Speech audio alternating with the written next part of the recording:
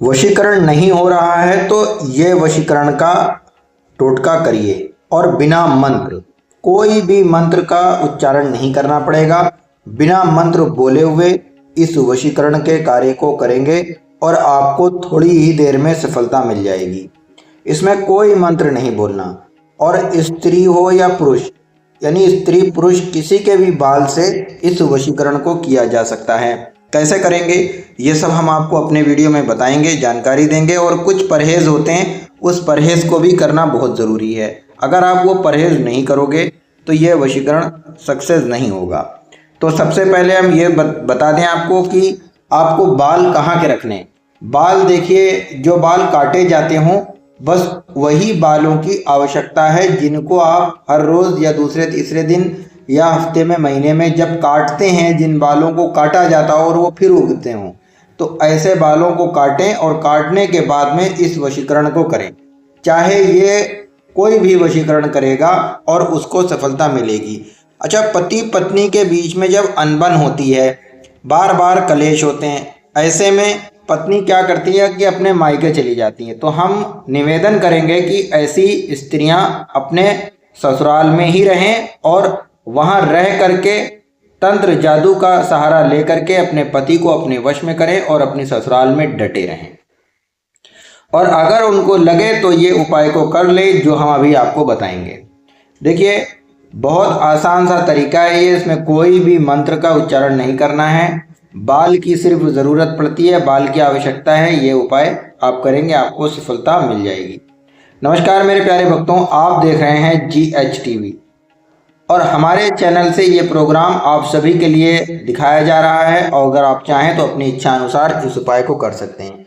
हमारे channel GH TV को पहली बार देखा होगा तो चैनल को सब्सक्राइब करके बेल आइकन के घंटे को ज़रूर दबाइए और हमारे बताए हुए उपाय को सीखिए और सीखने के बाद में इसका प्रयोग कीजिए।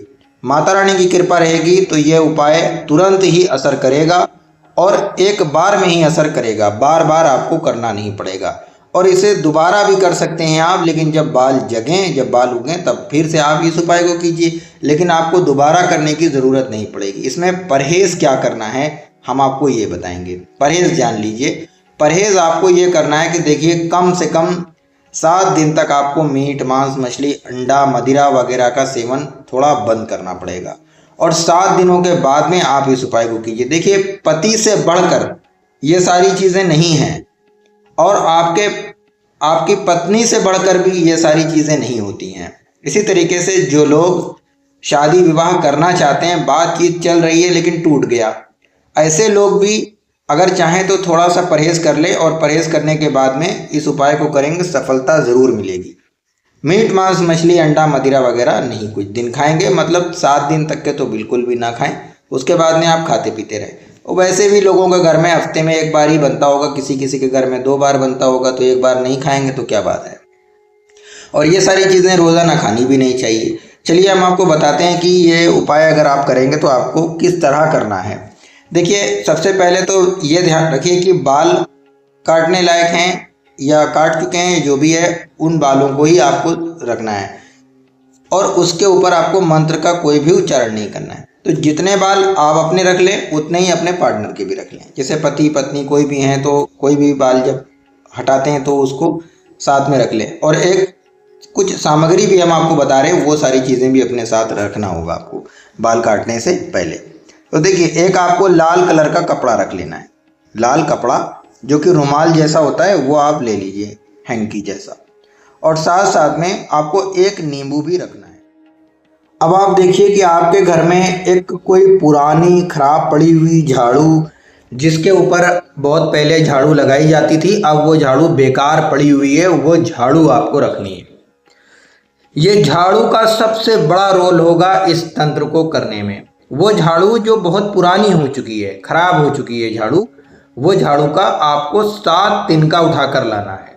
7 तिनका। दोस्तों, झाड़ू से वशीकरण बहुत होते हैं और झाड़ू से ही तंत्र किए भी जाते हैं और काटे भी जाते हैं। तो देखिए, झाड़ू का बहुत बड़ा रोल होता है और घर में लोग अपने घर में पुरानी खराब झाड़ू को कभी मत रखा करो, और अगर रखो है मौजूदा हालत में तो उसके ऊपर आप ये तंत्र जादू कीजिए।